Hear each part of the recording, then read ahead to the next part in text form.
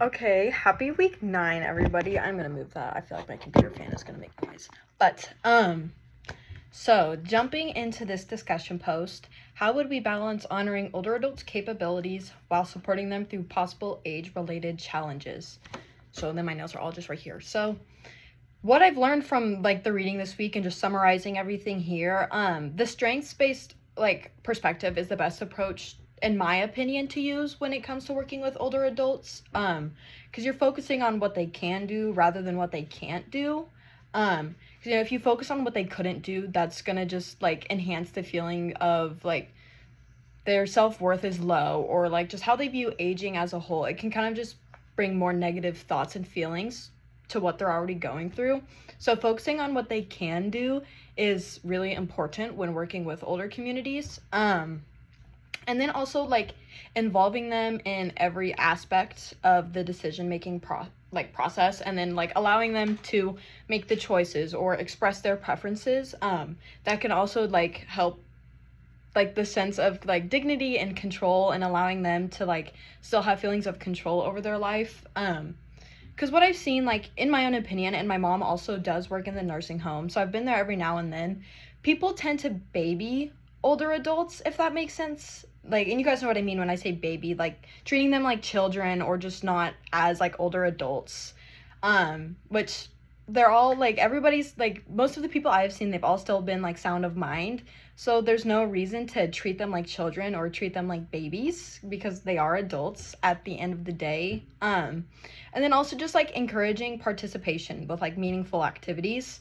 So things like volunteering or just like going to church, hanging out with their friends, things that are going to keep them involved in every like aspect of social life, if that makes sense, is kind of how we can honor their capabilities and stuff like that. So then how can we support them through age-related challenges? So what do I have here? So this is for mobility.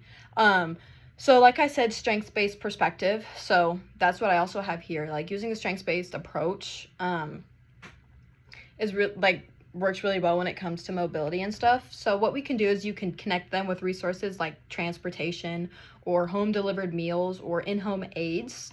That way they don't feel like they need to go to a nursing home or an assisted living facility, because there is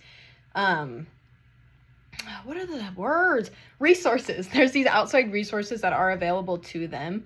And then we can also help them access things like mobility aids, like wheelchairs, ramps, walkers. And then we can also just like coordinate with doctors and physical therapists and different things, like one, to get a really good treatment plan for them, or to set up a treatment plan, or maybe even bring like the therapists and physical therapists to their home. That way they don't have to go out and about if their mobility issues really hinder them that bad. And then we can also like educate the clients and the families. Older adults really don't want to seek help. And so educating the families and just them as a whole can help increase care. They'll more than likely they'll accept help from their family more than they would like a doctor or a therapist. So educating on that is really important. I don't know if I wrote anything for chronic illness. I hope I did.